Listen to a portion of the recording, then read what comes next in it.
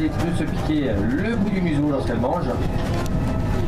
Notre girafe a une belle longue langue de 70 cm de long, qui lui permet de cueillir délicatement les feuilles de l'acacia sans se blesser. De même, ses langues est de couleur bleuâtre, violette, pourrait-on dire. Alors pourquoi?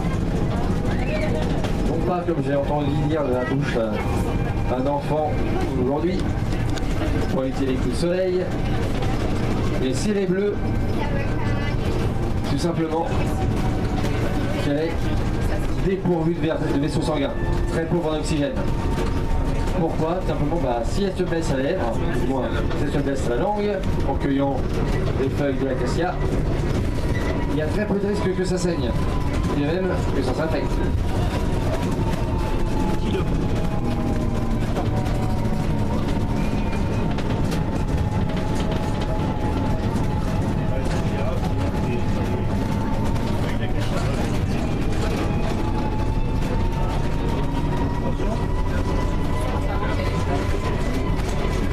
Voici Nouveau-Zéland.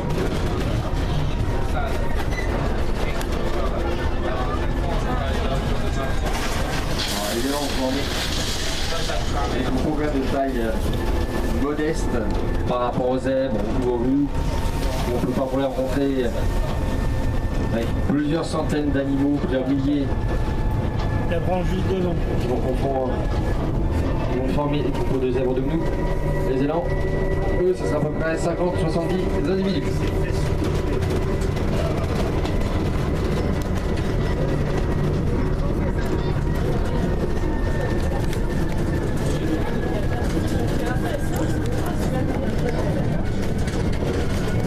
Alors, le troupeau sera composé d'un mâle adulte,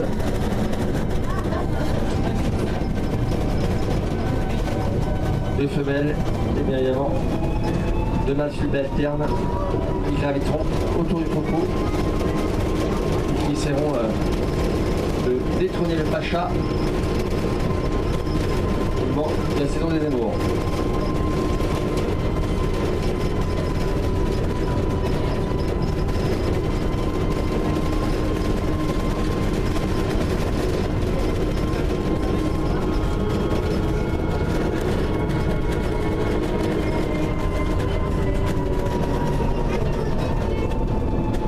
De Watusi, il est là de nos zèbres.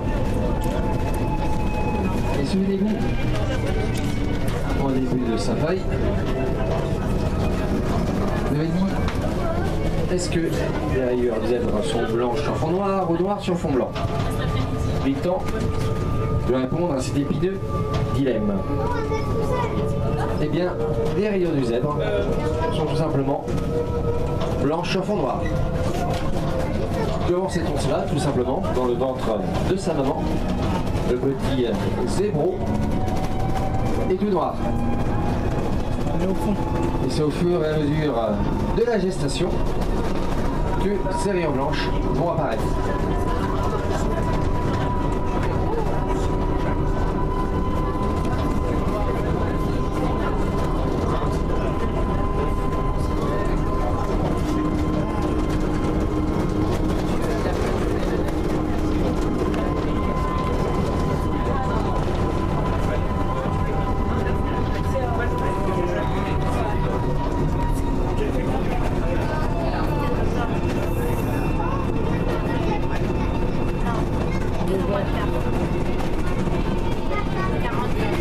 L'autruche, elle est là.